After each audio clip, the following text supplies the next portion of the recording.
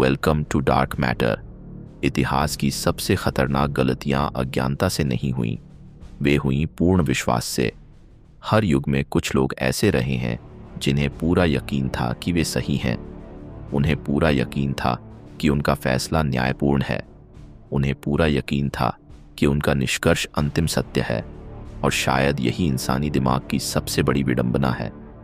हम गलत होने से नहीं डरते, हम अनिश्चित होने से डरते हैं। एक अनसुलझा सवाल इंसानी दिमाग को बेचैन कर देता है। एक अधूरी कहानी हमें सोने नहीं देती। एक ऐसा अपराध जिसका उत्तर न मिले समाज के भीतर असुरक्षा पैदा कर देता है। और तभी हमारा दिमाग एक खतरनाक समझौता करता है।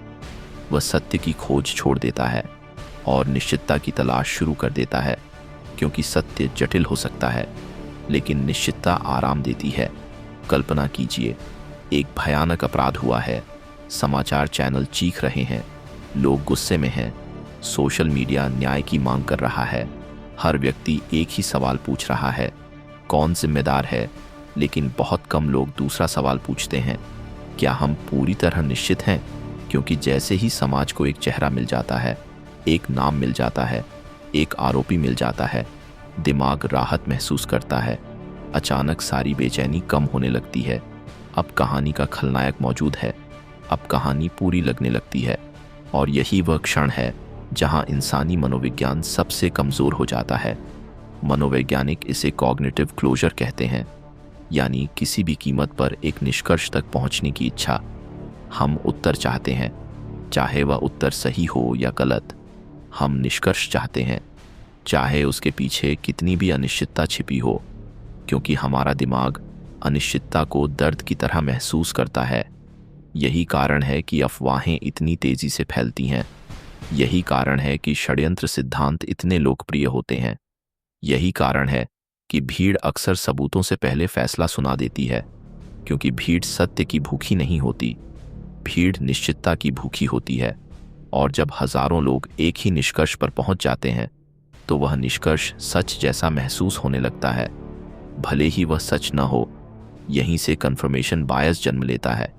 एक बार जब हम किसी बात पर विश्वास कर लेते हैं, तो हमारा दिमाग सबूत नहीं खोजता, वह समर्थन खोजता है। वह उन तथ्यों को ढूंढता है जो हमारी राय को मजबूत करें, और उन तथ्यों को अनदेखा कर देता है जो उसे चुनौती दें। धीरे धीरे हम सत्य के करीब नहीं जाते, हम अपने विश्वास के करीब जाते हैं। और फिर एक दिन हमें ऐसा लगता है कि हमारा निष्कर्ष पूरी तरह तार्किक है, जबकि वास्तव में वह सिर्फ बार बार दोहराया गया विश्वास होता है।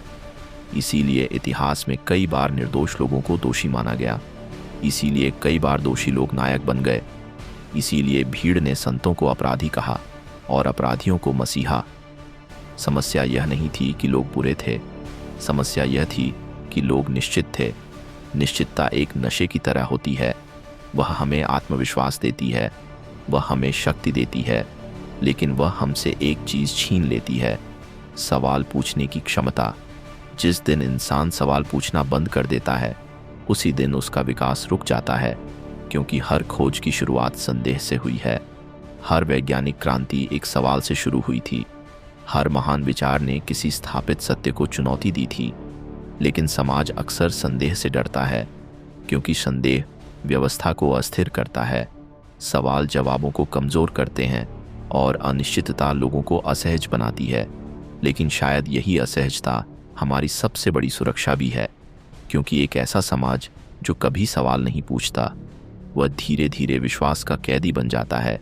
और एक ऐसा इंसान जो कभी संदेह नहीं करता, वह अपनी ही निश्चितताओं का गुलाम बन जाता है।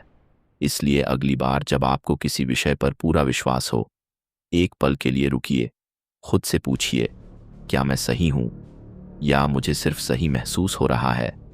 क्या मेरे पास सत्य है, या मेरे पास सिर्फ एक कहानी है जिस पर मैं विश्वास करना चाहता हूँ?